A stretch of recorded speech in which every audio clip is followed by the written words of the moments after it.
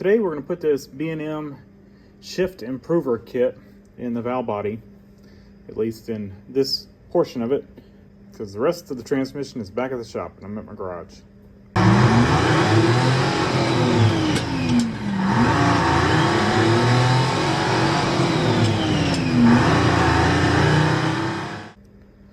Okay, so like I said, in my garage, I just got a lot of stuff going on, so trying to get out to the shop is,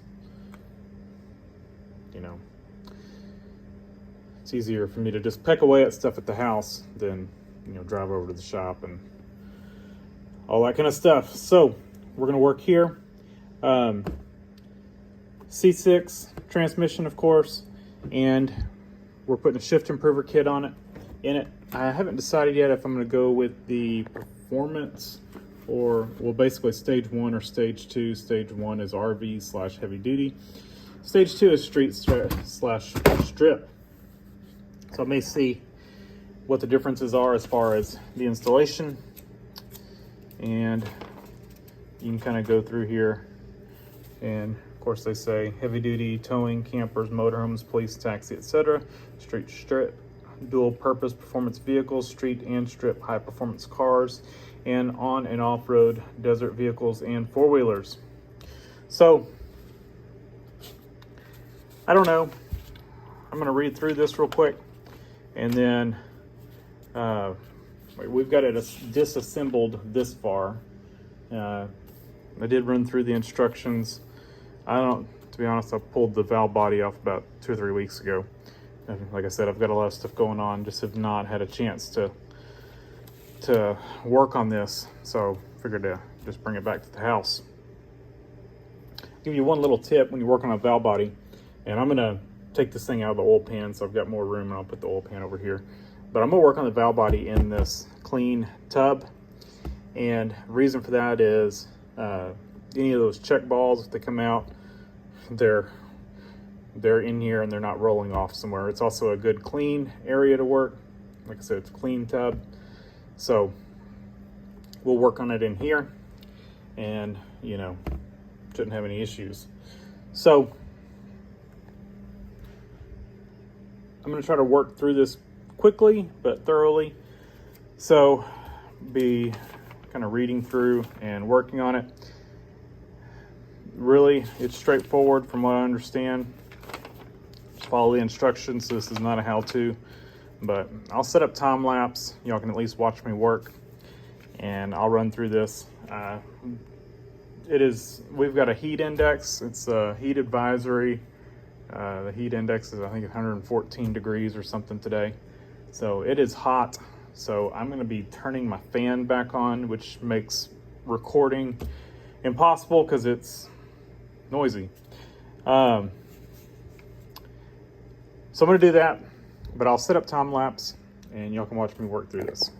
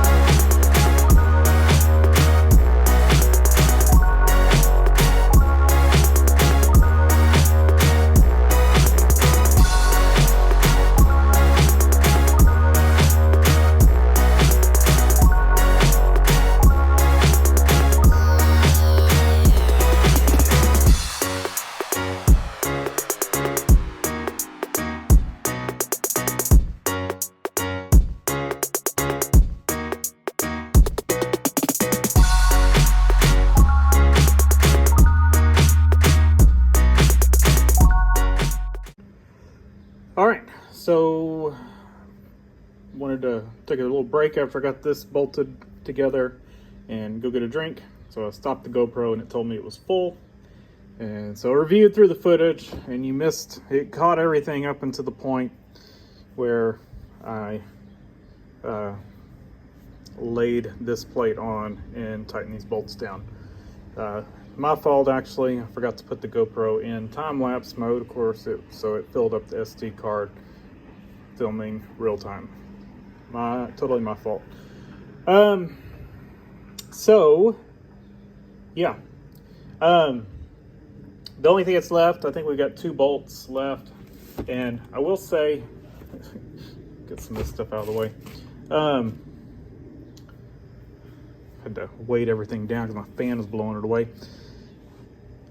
I had printed off an extra set of instructions because I had the whole kit at the shop, and I kind of wanted to read through it while I was at the house.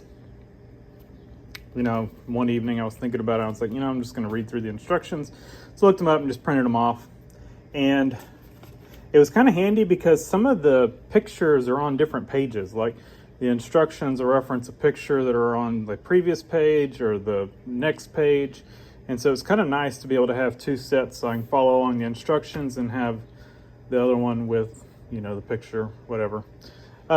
And the image quality of the one I printed is actually better. So if I show you, let's see. Let's go to the same page. See, like,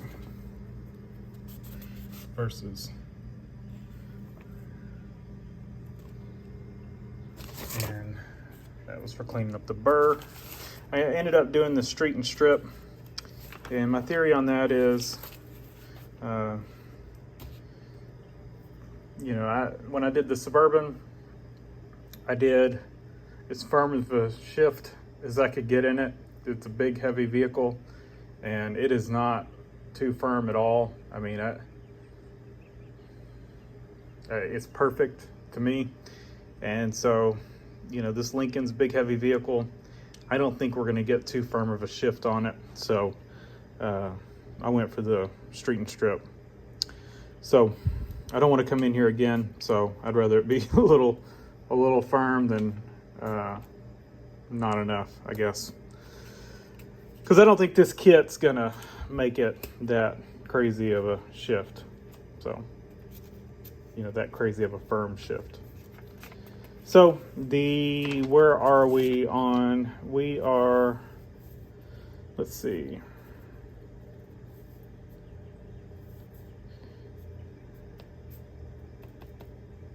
We've got, so I think 2 more bolts left. So I'm just going to go ahead and just throw those in real quick. It's these 2, and it's on the opposite side. I had propped up the valve body to make it a little level as I lowered that separator plate piece on. So I'm going to throw these last 2 bolts in it, there and there. Short one here. Last one here, and it gives you the torque specs on these. I mean, my torque wrist is decently accurate, so we went with that route. The only torque wrench I have here at the house is a 1/2 inch, so it's not going to go down to 30 to 45 inch-pounds. So we just did one of these tightening clicks. I've had the fan off for just a minute and already beading up a sweat. So anyway, a click and a click. They're actually not torqued yet, but I will torque them. Like I said, I'm pretty good, but you really should do them with a torque wrench. So that'll be it. Everything is, I have to hold the valve body to get these 2, but everything's back together. I will kind of wipe it down with just some brake clean and a rag. I don't want to get it too crazy with spraying in here. I don't want to, you know, kind of dry out those pistons or cause anything to flash rust. So we're just going to kind of, we did minimally invasive here, and because it was working. It does give you the band adjustment procedures, so I will go through that. I'm going to put all this back together, and I think there's some kind of trickery in getting all this lined up for the shift lever and kick down. So just kind of make sure you get all that done correctly, and that's pretty much it. Hopefully, you know, this, I don't know, gives us a little bit of shift, and yeah, so I think I'll be pretty happy with it. So that's gonna do it for this one. Hopefully in the next video we will be putting the transmission back together, and once we do that, we can get the transmission and the engine mated back together and get these things back in the Lincoln. I am ready to have this thing back on the road. So thanks for watching. Leave a comment down below, hit the like button, and subscribe for more.